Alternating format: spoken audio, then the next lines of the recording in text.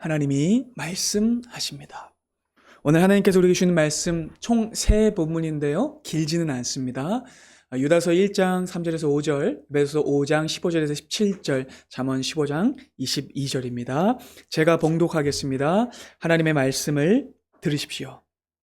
사랑하는 자들아, 우리가 일반으로 받은 구원에 관하여 내가 너희에게 편지하려는 생각이 간절하던 차에 성도에게 단번에 주신 믿음의 도를 위하여 힘써 싸우라는 편지로 너희를 권하여야 할 필요를 느꼈노니 이는 가만히 들어온 사람 몇이 있음이라. 그들은 예적부터 이 판결을 받기로 미리 기록된 자니 경건하지 아니하여 우리 하나님의 은혜를 도리어 방탕한 것으로 바꾸고 홀로 하나이신 주제 곧 우리 주 예수 그리스도를 부인하는 자니라.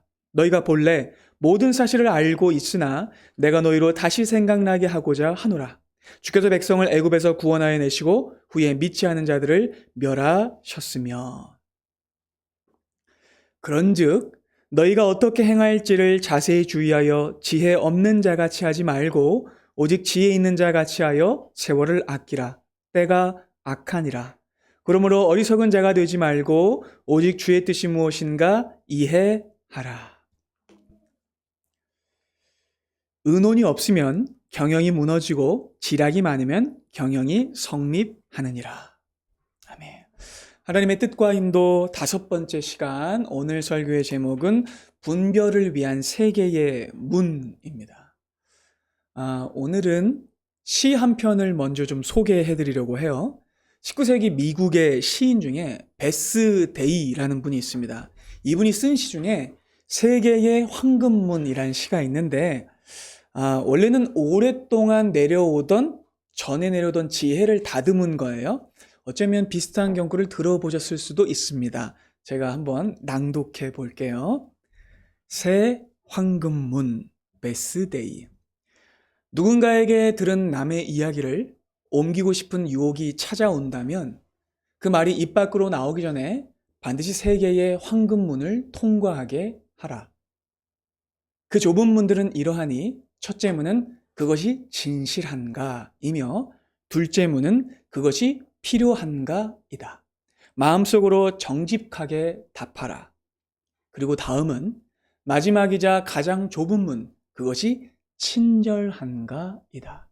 그 말이 마침내 이 세 관문을 다 지나 그대 입술에 이르렀다면 이제 그 이야기를 하라. 그 말의 결과가 어떠할지 두려워할 것 없으니.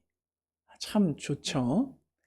이 시는 당시 기독교 잡지와 문학지에 실리면서 많은 사람들에게 애송됐다고 하는데 지금도 깊은 울림을 줍니다. 그 이유는 우리 모두가 말이 인생에서 얼마나 중요한지를 잘 알고 있기 때문이죠. 말 한마디는 누군가를 살리기도 하고 또 평생 씻을 수 없는 상처를 남기기도 합니다.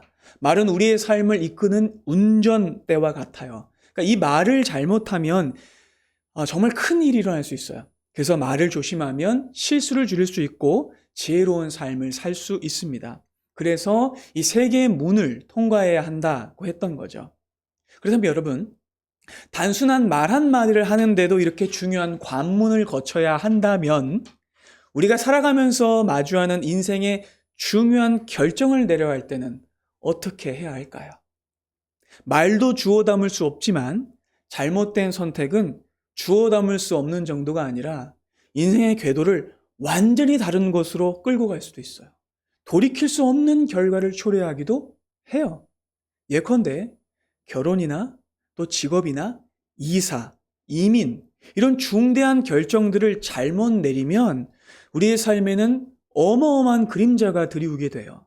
이러한 결정들을 만날 때 우리는 말 한마디 내뱉을 때보다 더 치밀하고 깊은 숙고와 검증의 과정을 거쳐야 합니다.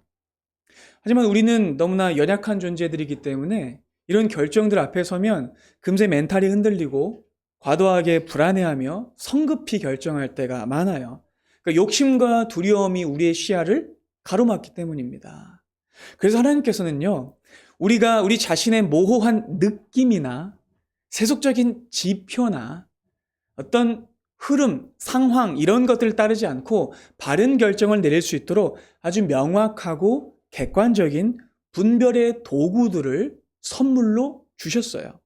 자, 오늘의 본문은요, 하나님의 뜻을 따르는 결정을 내리기 위해 통과해야 하는 세 개의 문입니다. 자, 본문을 통해 살펴볼 텐데, 첫 번째는 말씀이라는 문이에요.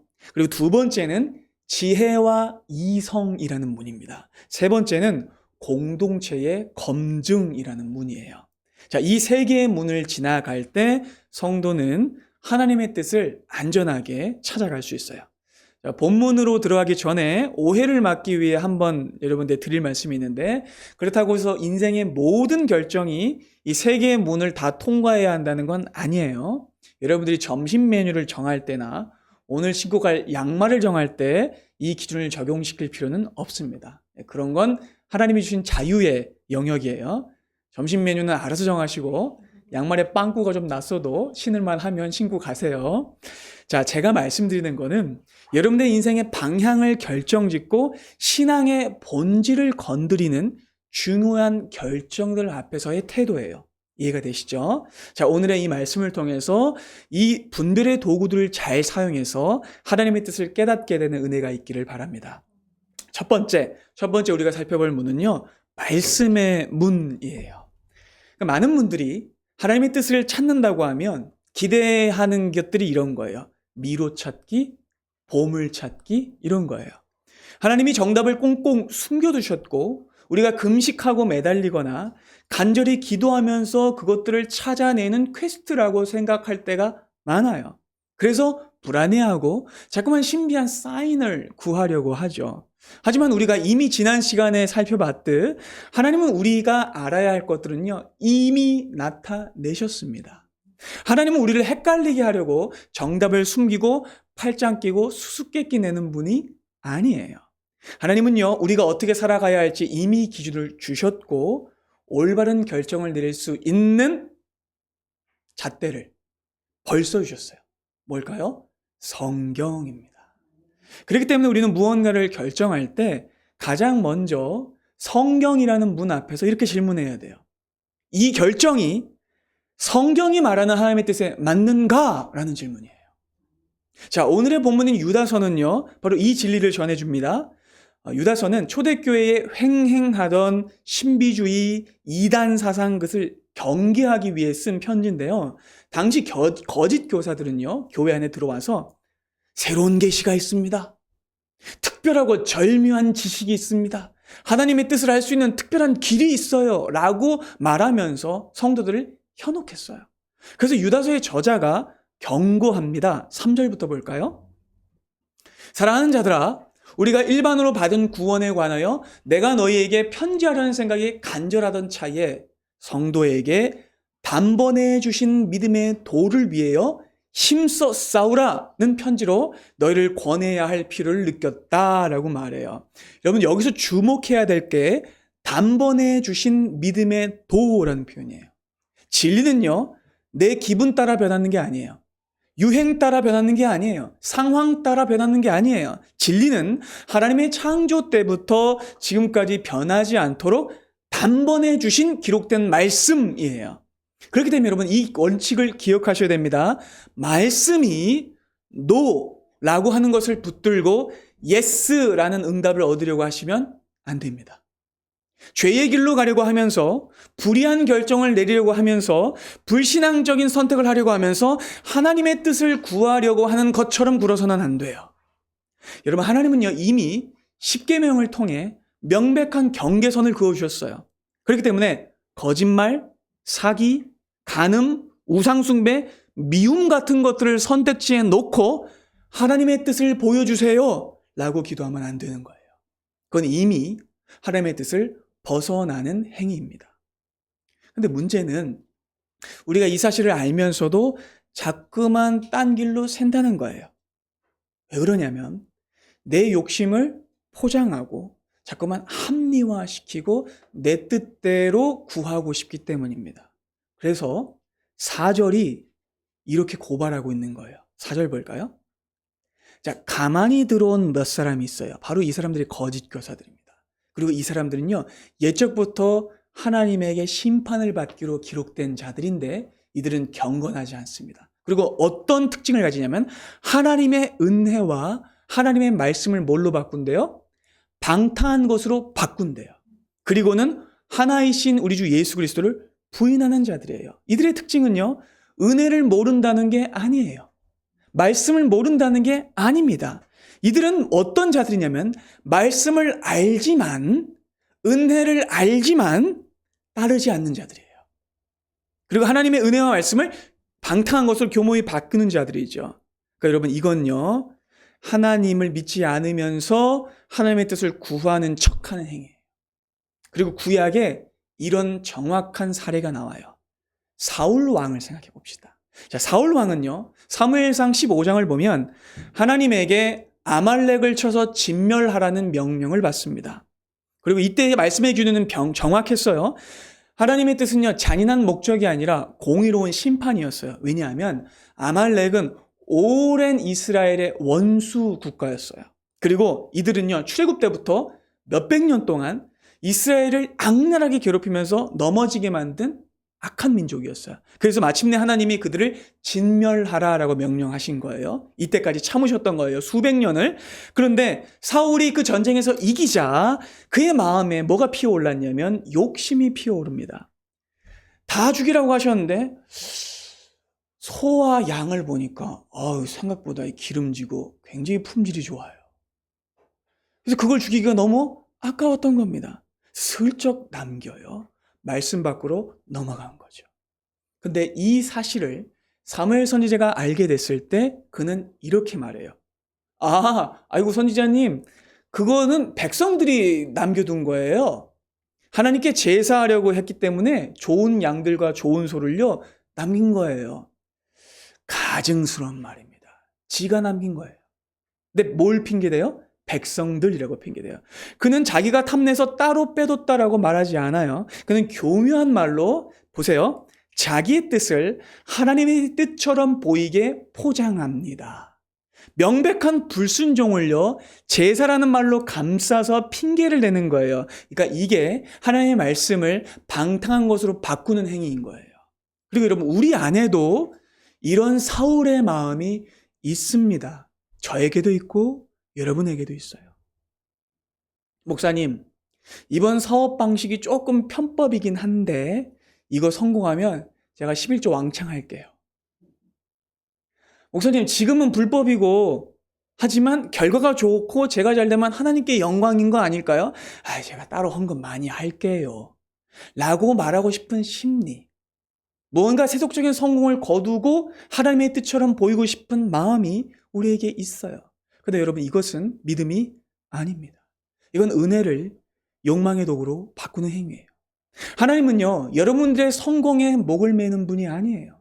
하나님은요, 돈이 아쉬워서 말씀을 넘어가게 하는 분이 아닙니다.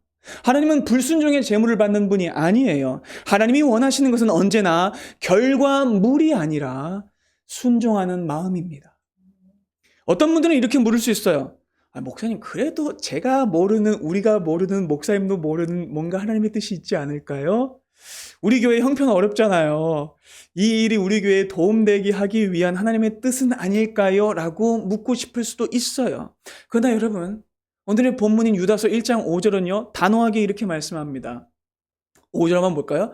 너희는 본래 모든 사실을 알고 있다. 모든 말씀을 이미 알고 있다라는 거예요. 그러나 너희가 자꾸만 못 깨닫고 잊어버리기 때문에 내가 다시 말한 것이다 라고 말해요. 여러분, 출애굽한 이스라엘 백성들이 왜 광야에서 망했습니까? 그들에게 이익이 없어서 망했나요? 그들이 애굽에서 나올 때 가지고 온 예물들이 없어서 망했나요? 아니요. 그들이 망한 이유는 하나님의 기록된 말씀을 따르지 않아서 망했습니다. 여러분, 사실 여러분은 이미 답을 알고 계세요. 여러분들은 이미 하나님의 뜻을 알고 계세요. 그렇다면 여러분, 우리는 뭘로 싸우고 있는 거냐? 그 말씀을 따르고 싶지 않은 마음과 싸우고 있는 거예요. 그러나 여러분, 하나님의 말씀이 여러분의 양심에 대고 아니라고 외칠 때 그것을 외면하시면 안 됩니다. 언제나 하나님이 원하시는 것은요, 성과가 아니라 정의와 겸손입니다. 하나님은 여러분들이 성공하지 못해서 손해보는 분이 절대로 아닙니다. 개인적인 욕심을 위해 말씀을 떠나지 마십시오. 하나님의 사람은 언제나 그 밤하늘에 빛나는 북극성을 딱 보고 가는 사람이에요. 그 말씀만을 보고요. 그래서 이미 주어진 말씀을 기억하고 말씀이 가라는 곳에서 가고 멈추라고 하는 곳에 멈추는 것이 우리가 지나야 하는 첫 번째 문입니다. 자, 이렇게 첫 번째 문인 말씀의 문을 지남으로 지금 고민하는 것이 성경적 원리에 벗어난 게 아니라면 다음으로 통과해야 하는 문이 있는데 그 두 번째 문은 바로 지혜와 이성의 문입니다. 많은 성도님들이 믿음을 오해해요. 믿음은 무조건 현실을 막 넘어서고 무시하는 것이고 덮어놓고 믿는 것이 믿음이다라고 하는 생각이 있어요. 그래서 아무런 대책도 없이 현실적인 준비도 없이 주님이 하십니다. 믿습니다.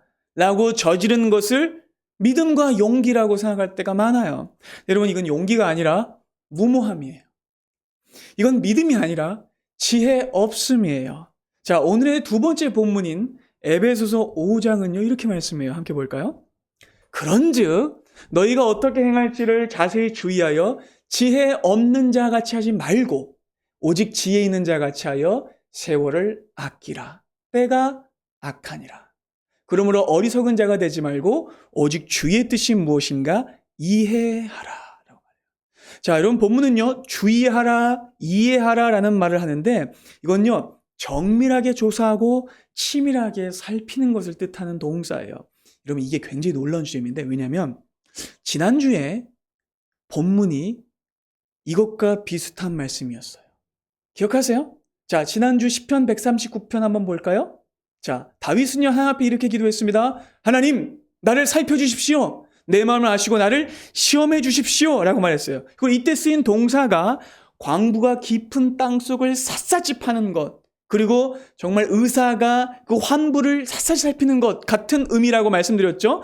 하나님은 우리를 대충 보지 않고 우리의 내면과 우리의 존재의 밑바닥과 의도까지 살피고 다루시는 분이었어요. 그렇다면 여러분, 하나님이 이토록 세밀하게 우리를 살펴보신다면 우리는 어떻게 살아야 될까요?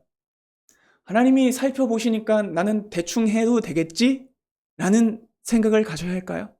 아닙니다. 여러분, 오늘 본문은 이렇게 말씀해요. 너희가 어떻게 행할지를 자세히 주의하여 지혜 없는 자 같이 하지 말고 지혜 있는 자 같이 해라 라고 말씀합니다. 이 말은요, 이런 뜻입니다. 하나님이 우리를 샅샅이 살피시는 것처럼 우리도 우리 인생의 중요한 결정을 내릴 때에 우리 내면의 의도와 심리를 샅샅이 냉정하게 들여다봐야 한다는 뜻이에요. 하나님이 내 영혼을 광부처럼 파고드시고 외과 의사처럼 해부하신다면 우리도 그 말씀의 기준을 가지고 우리 스스로를 냉정하게 검증해 봐야 되는 거예요. 그럼 믿음은요, 눈을 질끈 감고 무조건 뛰어드는 게 아니에요. 믿음은요, 하나님의 이 불꽃 같은 눈동자를 의식하면서 나의 선택과 나의 걸음이 하나님의 뜻에 맞는지를 끊임없이 살피고 조율하는 치열한 깨어있음입니다. 물론 어떤 분은 이렇게 반문할 수 있을지도 몰라요. 목사님, 그래도 성경에 막 환상, 꿈, 비범한 인도가 나오지 않나요? 우리도 그런 특별한 인도를 구해야 하지 않을까요? 맞아요, 여러분. 성경에는요, 초자연적인 방법과 비범한 인도가 나와요. 그리고 그런 인도는 오늘날 종종 벌어지기도 합니다. 유명한 일화가 많아요. 교회 역사 안에는요. 미국의 한 목사님이 자기가 그 기도실에서 기도하던 중에 갑자기 아프리카 선교지에 있는 자기 친구가 생각나는 거예요. 그래서 그 친구가 위기에 있는 거라는 느낌이 들어서 그 자리에서 몇 시간을 부르짖어서 하나님 앞에 기도했대요. 나중에 알고 보니까 정확히 그 시간에 그 친구 선교사님이 독사에 물려서 사경을 헤맸다고 해요. 그리고 기적적으로 살아났대요. 이런 이야기와 간증은요, 교회 역사 안에 왕왕 발생해요. 그런데 여러분, 이런 일이 일어날 수는 있지만 이런 특별한 경우가 우리 삶의 일반적인 규칙이 될 수는 없어요. 브루스 월키라는 구약 신학자가 있는데 이분이 이렇게 말했어요. 제가 읽어드릴게요. 당신이 성경을 문맥에서 떼어내려고 한다면 그것은 말씀의 의도를 해치는 것이다. 이것이 특별 계시의 사례를 들어 그리스도인의 삶의 일반 규율로 삼을 수 없는 이유다. 바울은 실제로 환상을 보았고 순종했지만 그것은 바울에게조차 매우 드물고 독특한 경험이었다. 특별계시는 하나님의 백성이 선택을 하는 일반적인 방식과 별도로 하나님이 그들을 인도하고자 하실 때만 나타난다라고 말했어요. 여러분 실제로 사도들의 삶을 보세요. 사도들은요 매번 꿈꾸거나 매번 환상을 보고 결정하지 않았습니다. 그들은 모든 순간에 신비적인 인도를 구하지 않았어요. 대부분의 경우 그들은요 하나님이 주신 지혜와 이성을 적극적으로 충분히 활용했습니다. 그래서 그들은 성령의 지혜를 구하면서 상식에 맞는 결정을 내렸어요. 자, 사도 바울이 2차 전도 여행이 됩니다. 데살로니가에 겪은 일이 이 사실을 증명해줘요. 이때 바울은요, 데살로니가에서 복음을 전하는데 그곳에서 거센 핍박이 발생했어요. 유대인 동족들이 예수 전하지 말라는 거예요. 그래서 어마어마한 소요가 일어나서 그 데살로니가의 교회를 개척한 지 3주밖에 안 됐는데 사도 바울이 쫓겨났어요. 이때 바울은 이제 시간이 지나서 아테네로 이제 그리스 남부로 내려오게 되는데 그때 데살로니가 성도들이 지도자도 없이 막 박해받고 있는다는 가슴 아픈 소식을 들은 거예요. 사도 바울은 고민합니다. 여러분 이때 바울이 어떤 결정을 내렸을까요? 막 기도해서 주여 천사를 보내주셔도 전부 다 쓸어주시옵소서 했을까요? 아니면 내가 죽더라도 저들에게 가리다 하고 갔을까요? 아니에요. 그때 바울은요 깊이 고민하면서 기도한 뒤에 디모데를 데살로니가로 보냅니다. 자, 왜냐하면 자신이 데살로니가로 갈 경우 큰 소요가 일어나서 더 위험해질 수 있기 때문입니다. 그리고 디모데가 지금 가는 게 현실적으로 제일 안전했기 때문에 그래요. 여러분 성경을 보면 이때 하나님이 디모데를 보내라 했다고 나오지 않아요. 그죠? 근데 그는 자신이 처한 상황 속에서 행동의 우선순위를 현명하게 결정했을 뿐인데 성경은 이 결정을 하나님의 인도로 보고 있다는 거죠. 구약의 느헤미야라는 선지자도 마찬가지예요. 느헤미야라는 지도자는요. 기도의 사람이었고 믿음의 사람이었는데 고향 예루살렘의 성벽이 무너졌다는 걸 듣고 금식하면서 울고 기도했어요. 그러다 이제 그가 총독으로 예루살렘에 이제 부임을 하게 되죠. 근데 이제 총독으로 오니까 기존에 있었던 기득권 세력들과 이방 세력들이 그를 굉장히 견제하면서 심지어는 죽이려고까지 했어요. 근데 그때 이 느헤미야가 예루살렘에 도착해서 제일 먼저 한 일은요. 부흥회가 아니었어요. 기도회가 아니었어요. 느헤미야 2장을 보면 느헤미야는요. 오자마자 밤중에 조용히 나갑니다. 기도 빈익을 유지한 상태에서. 네. 그리고 무너진 성벽을 실측해요. 어디가 무너졌는지, 자재는 얼마나 필요한지, 공사할 때는 적을 어떻게 막을지 치밀하게 계산하고 준비합니다. 여러분, 이게 불신앙일까요? 아니에요. 성숙한 믿음이에요. 여러분, 믿음으로 한다면서 아무런 정보도 없이, 아무런 대책도 없이 그만두거나 사업을 벌이는 건 매우 위험합니다. 상황 파악도 안 하고 준비 없이 뛰어든 건 매우 위험합니다. 하나님이 채워주시겠지? 매우 위험합니다. 여러분 이건요 하나님을 신뢰하는 게 아니라 하나님께 책임 전가를 하는 행위예요. 이건 믿음이 아니란 만용입니다. 그래서 우리는 두 번째 문 앞에서 정직하게 질문해야 돼요. 이것이 지혜로운 결정인가? 이것이 상식적인 결정인가? 그리고 이것이 내게 충분히 준비된 일인가를 고민하셔야 돼요. 20세기 최고의 설교자인 마틴 로이드 존스 목사님은요 이렇게 말했어요. 굉장히 뼈 때리는 말인데요.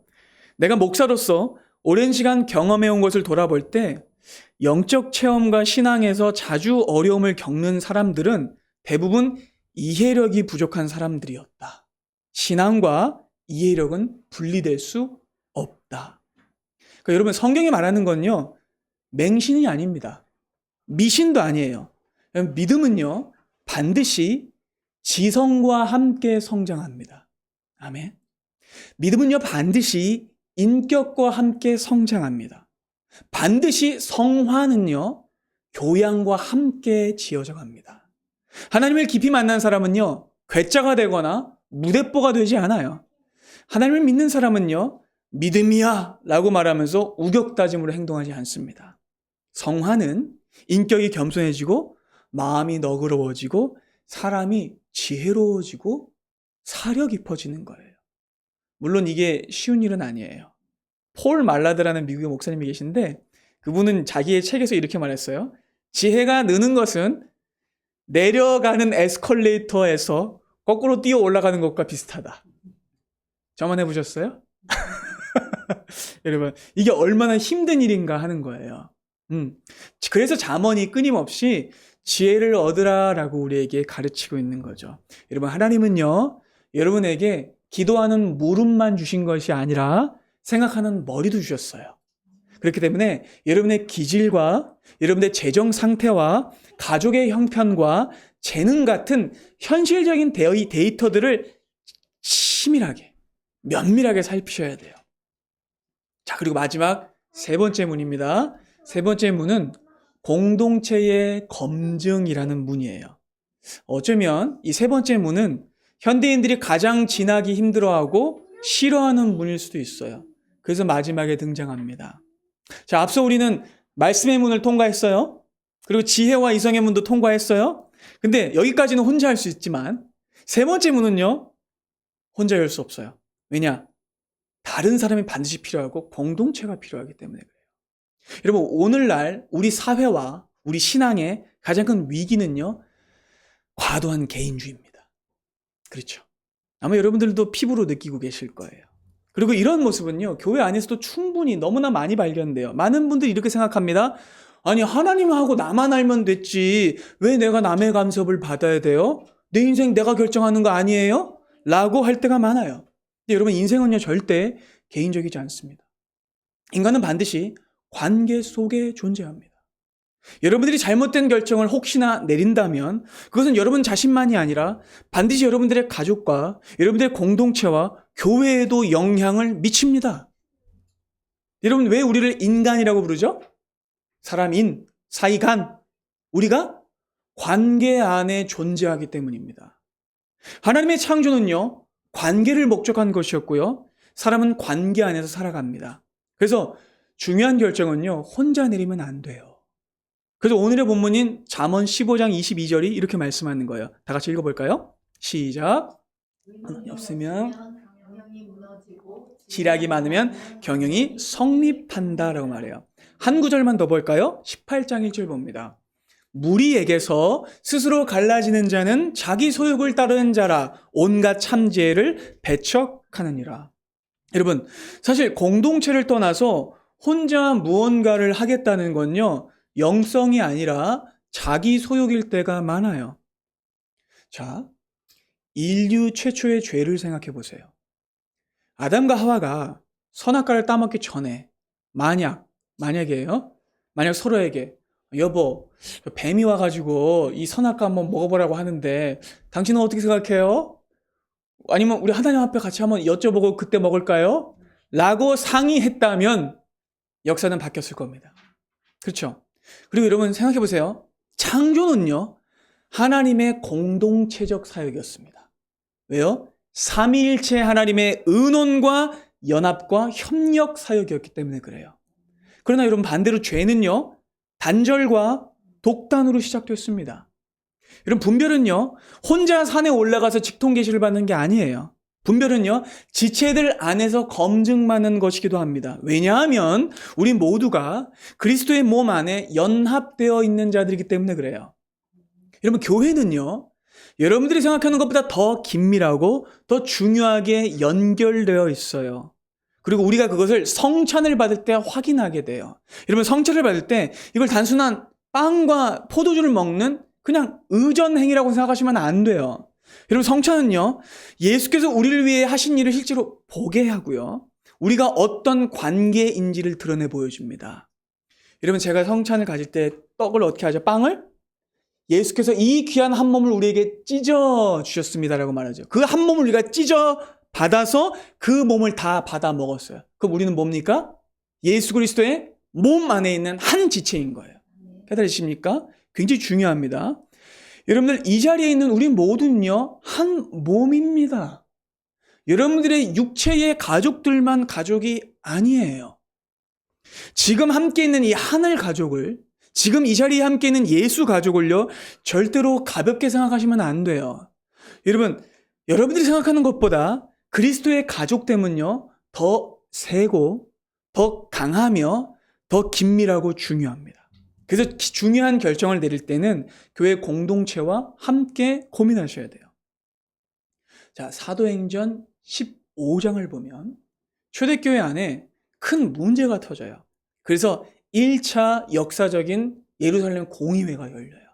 근데 이때 의제가 뭐였냐면 이방인에게 할례를 줘야 하냐 말아야 하냐는 거였어요. 굉장히 중요한 신학적 문제입니다. 그리고 이건요, 향후 교회의 운명과 선교의 방향이 걸린 문제였어요. 여러분, 이때 교회 지도자들이 모여서 뭘 했을까요? 내가 응답받았어 했을까요? 아니면 베드로가 딱 나와서 내가 짱이니까 내가 결정하겠다 했을까요? 아니에요. 그들은요, 예루살렘에 모여서 많은 토론을 했습니다. 그리고 그들은 서로의 간증을 들었고 성경을 확인했고 기도하면서 치열하게 의논했어요. 그리고는 몇 가지 신앙의 기준을 제시했고 그것들을 지키면 할례를 받지 않아도 그리스도인으로 인정한다라고 결정을 내렸어요. 그리고 이때 사도들은요, 어떻게 공포했냐면 이렇게 했습니다. 성령과 우리는 이것이 옳은 줄 알았노라 라고 말해요. 어머, 놀랍지 않습니까, 여러분? 성경은요, 교회 공동체가 합의한 것이 성령의 결정이었다고 말하고 있어요. 놀라운 지점입니다. 하나님은요, 독불장군이 아니라 공동체의 질서를 통해 하나님의 뜻을 드러내세요. 자, 반대의 경우도 있어요. 공동체의 지혜를 무시했다가 망한 사람이 있어요. 나라를 말아먹은 인간이 있습니다. 바로 솔로몬의 아들 르호보암이에요. 자, 솔로몬이 죽고 나자 솔로몬이 살아있을 때부터 시작됐던 대대적인 이 건축이 있었거든요. 솔로몬은 굉장히 건축을 많이 했어요. 그래서 노역에 지친 백성들이 다음 왕이었던 르호보암을 찾아와요. 그리고는 왕에게 이렇게 간청합니다. 왕이시여, 선왕 때부터 우리는 너무 많은 노동을 했습니다. 우리의 노동을 조금 줄여주십시오. 그러면 더 왕을 잘 섬기겠습니다. 해요. 근데 이때 르호보암이 두 그룹에게 조언을 구해요. 첫 번째는 아버지를 모셨던 노 대신들이에요. 노 대신들을 불러서 어떻게 하는 게 좋겠소? 하니까 노 대신들은 뭐라고 말했을까요? 전하, 그렇게 하셔야 합니다. 그렇게 하시면 그들이 영원히 왕을 잘 섬길 것입니다. 지혜로운 조언이에요. 근데 그 다음에 이 사람들 다 내보내고 르호보암이 또 누구를 부르냐면 자기와 함께 자랐던 그 중마고우들을 불러서 조언을 구해요. 그자 친구들이 뭐라고 말했을까요? 이렇게 말합니다. 왕이시여, 말도 안 됩니다. 왕의 권력을 더 강하게 해야 됩니다. 이렇게 말하십시오. 내 새끼손가락이 내 아버지의 허리보다 굵다. 내 아버지가 채찍으로 너희를 다스렸다면 나는 전갈 채찍으로 다스릴 것이다. 라고 말하면서 그 친구들의 조언을 듣고 백성들을 불러서 이렇게 말했어요. 어떻게 됐을까요? 엄청난 소요가 일어났어요. 그리고 결국 나라가 두 쪽 나게 됩니다. 그러니까 결국 지혜로운 조언을 버리고 균형 잡히지 않은 집단의 소리를 들었을 때 그는 망했던 거예요. 여러분, 우리의 눈은요, 자기 욕심에 가려지기가 너무 쉽습니다. 그래서 우리에게는 제3의 눈이 필요해요. 제가 아는 선배 목사님이 직접 겪으셨던 일이에요. 한 집사님이 자기를 찾아오고 여러 번 이제 얘기를 했대요. 목사님, 저 땅 사려고요. 이렇게 한 거예요. 그래서 이제 목사님이 그 땅도 같이 가봤대요. 자기한테 이제 이야기를 하시니까 또 중요한 결정이기도 하잖아요. 근데 목사님은 아무리 봐도 그 땅이 좋은 땅이 아닌 거예요. 시골의 맹지예요, 맹지. 남의 길과 길에 이제 묶여있는, 안에 들어가 있는, 밖에가 풀리지 않으면 안에는 안 풀리는 그 맹지예요. 그래서 너무 걱정이 되는데 그 집사님은 이상한 확신을 가지고 있어. 목사님, 이게요, 제가 부동산 업자한테 들었는데요, 여기에 뭐가 들어오고 뭐가 들어오고 뭐가 들어온대요. 엄청 풀릴 거예요. 근데 목사님이 기도도 하시고 이거 아무리 봐도 아닌 것 같은 거예요.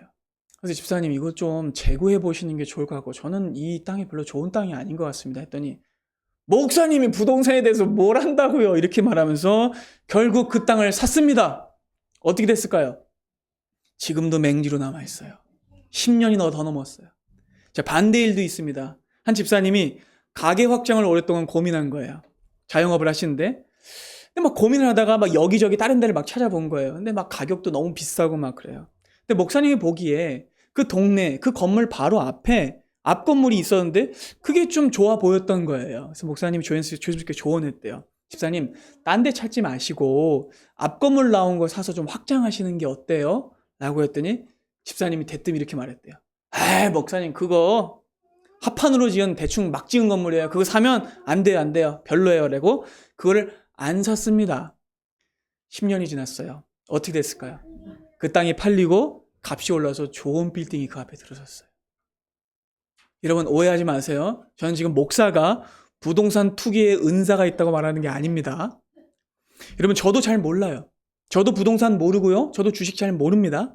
그러니까 여러분, 무슨 얘기를 하고 싶은 거냐면 그 목사님은 전문가는 아니지만 그 집사님을 사랑하는 마음으로 상식적인 안목으로 이해되세요? 그리고 기도를 하면서 진심 어린 조언을 했던 거예요. 그리고 그 조언은요, 그분을 진심으로 위하는 사람이었다면, 사랑하는 성도 공동체 안에 있는 사람이라면 누구나 할 수 있는 조언이었어요. 그 집사님이 자기 확신에 갇혀서 듣지 않았을 뿐입니다. 여러분, 인생의 중요한 결정을 내리기 전에 공동체의 조언을 구하셔야 돼요. 쓴소리 들으셔야 됩니다. 좋은 게 좋은 거지 말하는 친구 말고, 똑같은 시선에 갇혀있는 친구 말고, 나를 사랑하기 때문에 때로는 그 길이 잘못됐다고 말해줄 수 있는 사람, 멈추세요라고 말할 수 있는 신앙의 선배와 공동체에게 물으셔야 됩니다. 야고보서 5장은요, 너희의 죄를 서로 고하며 병이 낫기를 위해서 서로 기도하라라고 했어요. 그러니까 나의 연약함과 내 고민을 공동체에 오픈하고 검증받을 때 우리는 욕망의 구덩이에서 좁은 시야에서 건진받을 수 있어요. 여러분, 그리고 이때 지켜야 할 게 있습니다. 하나는요, 내 입맛에 맞는 사람 말고 객관적인 사람에게 물어봐야 돼요. 내 편만 들어줄 사람을 찾아다니는 건요, 내 욕심에 동의를 구하는 것밖에 안 돼요. 또 하나는요, 내 정보를 솔직하게 오픈해야 됩니다.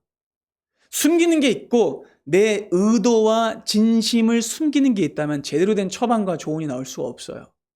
나의 동기와 나의 야심, 재정 상태를 투명하게 나눌 때 공동체는 정확한 진단을 해줄 수 있어요. 그리고 무엇보다 여러분들이 중요한 결정을 내리기 전에 교회 공동체의 검증을 받아야 하는 이유는 그들이 여러분들을 위해서 기도할 수 있기 때문입니다. 너무나 중요해요, 여러분. 여러분들을 위해서 기도하는 하늘 가족에게 물어보셔야 돼요. 의인들의 기도는 역사하는 힘이 많습니다. 그래서 교회 공동체에게 이 고민을 말해야 한다는 거죠. 그리고 이 내용은요, 다음 주에 또 자세히 더 다뤄보도록 할게요. 자, 여러분, 우리의 신앙은요, 하나님 앞에 단독자로 서는 것이지만 사적인 건 아니에요. 그래서 하나님께서는요, 우리에게 말씀을 주셨고요, 지혜와 이성을 주셨고요, 또한 서로를 위해 기도하고 조언하는 공동체를 주셨습니다. 이 세 가지 문을 통과하는 게 너무 복잡하고 어렵다고 느낄 수도 있어요. 근데 여러분, 진짜 인생의 중요한 결정을 내릴 때 이 문들을 지나지 않으면 위험에 빠질 수 있습니다. 그리고 이것은요, 우리를 올가매기 위한 올가미가 아니라 실수를 줄이고 우리를 살리기 위한 하나님의 안전장치예요. 그리고 여러분, 깊이 생각해보면 사실 이 세 개의 문이 우리에게 주어진 모든 관계 안에서의 검증이라는 걸 알 수 있어요. 첫 번째 문은 누구와의 관계 안에서의 검증일까요? 네, 하나님과의 관계 안에서의 검증이에요. 두 번째는요, 나와의 관계에서의 검증이에요. 내가 나를 속이지 않고 정직하게 나를 대면하는 거죠. 세 번째는 뭡니까? 네, 이웃과의, 공동체와 동료와의 관계 안에서의 검증이에요. 그래서 하나님이 이 세 가지의 문을 우리에게 선물로 주신 거예요. 분별을 위해서. 그리고 여러분, 일생 동안 이 세 개의 문을 완벽하게 통과하신 분이 계십니다. 바로 우리 주 예수 그리스도이시죠. 여러분, 생각해 볼까요? 첫 번째로 우리 주님은요, 언제나 말씀의 문을 통과하셨어요. 너무나 잘 아시죠? 예수께서 광야에서 사탄에게 시험을 받으실 때, 그때 굶주림이라는 극한의 상황 앞에 사탄은 먹을 것으로 예수님을 유혹합니다. 뭐라고 말합니까? 이 돌로 떡을 만들어 봐라. 근데 그때 예수님은 자신의 상황이나 자신의 능력을 논리로 내세우지 않았어요. 주님은 이렇게 말씀하셨어요. 기록되었으되. 그래서 하십니까? 기록되었을 때 사람이 떡으로만 살 것이 아니요 하나님의 입으로부터 나오는 말씀으로 살 것이다 라고 하시면서 말씀의 문을 통과하셨습니다. 그리고 여러분 두 번째로 예수님은요, 지혜의 문도 통과하셨어요. 많은 사람들이 예수님이 물불 안 가리고 막 거칠게 사역하신 것이라고 생각하는데 아니에요. 복음서를 보면 주님은요, 불필요한 충돌을 자주 피하셨습니다. 그리고 이렇게 말씀하셨어요. 아직 때가 이르지 않았다. 그러면서 유대의 종교 지도자들이 있던 자리를 떠나시는 장면이 자주 등장해요. 그리고 주님은요, 무리가 흥분해서 예수님을 왕으로 삼으려고 할 때도 분위기에 휩쓸리지 않고 조용히 사람들을 떠나 한적한 곳으로 가셨어요. 여러분, 이건요, 예수님의 지혜였습니다. 주님은 지혜와 이성의 문을 통과하신 거예요. 그리고 세 번째로 예수님은요, 공동체의 문을 통과하셨습니다. 여러분, 예수님은요, 절대로 혼자 사역하지 않으셨어요. 주님은 언제나 공동체와 하셨습니다. 그리고 이 공동체는요, 삼위일체 하나님의 공동체입니다. 깨달으십니까? 주님은 언제나 독단이 아니라 연합으로 사역하셨어요. 그래서 주님의 결정적인 순간에는 언제나 예수님의 공동체가 등장하셨어요. 보세요. 요단강에서 주님이 물에서 세례를 받고 올라오실 때 어떤 일이 벌어져요? 하늘이 갈라지고 하늘로부터 하나님 아버지의 음성이 들리죠. 성령이 비둘기같이 그 수면 위에 임하셨습니다. 변화산에서도요, 삼위일체 하나님이 모두 나타나셨어요. 그리고 마지막으로 겟세마네 동산에서 예수님은요, 자기의 뜻을 따르는 것이 아니라 지혜로우시고 진정한 뜻을 가지고 계신 하나님의 뜻을 따르는 결정을 내리셨죠. 깨달으십니까? 여러분, 예수님의 생애는요, 하나님의 뜻을 분별하는 세계의 문을 지나가는 과정이었어요. 그리고 주님은요, 그것을 적극적으로 가르치고 목적하기도 하셨습니다. 왜냐하면 우리가 그 문을 지나가게 하시기 위해서입니다. 그래서 주님께서는요, 제자들에게 하나님의 말씀을 가르치셨고요. 기억하세요? 그리고 제자들에게 뱀같이 지혜로우라 라고 말씀하셨고요. 제자들을 무엇으로 묶으셨을까요? 공동체로 묶으셨습니다. 깨달으십니까? 그럼 주님은요, 우리가 그 길을 따라가게 하시려고 이 세계의 문을 지나가셨던 거예요. 그래서 여러분, 우리는 이렇게 놀랍고 소중한 선물을 받았음에도 죄악된 본성 때문에 자꾸만 사울처럼 결정하고 싶어 해요. 자꾸만 내 고민 없이 저지르려고 해요. 자꾸만 르호보암처럼 선택하려고 해요. 그러나 여러분, 오늘 이 말씀을 기억하심으로 여러분들의 소욕을 꺾으시고 겸손히 성령님의 도움을 구하십시오. 그리스도를 바라보며 주님께서 여러분들에게 주신 이 분별의 도구들과 세계의 문을 적극적으로 지나갈 때에 주님이 여러분들을 하나님의 뜻을 따르는 선한 결정의 길로 인도하실 겁니다. 자, 새롭게 시작되는 한 주 말씀을 따라 분별하고 지혜와 이성을 사용하며 공동체의 손을 잡고 그리스도를 따라가는 은혜가 우리 모두에게 있기를 바랍니다. 기도하겠습니다.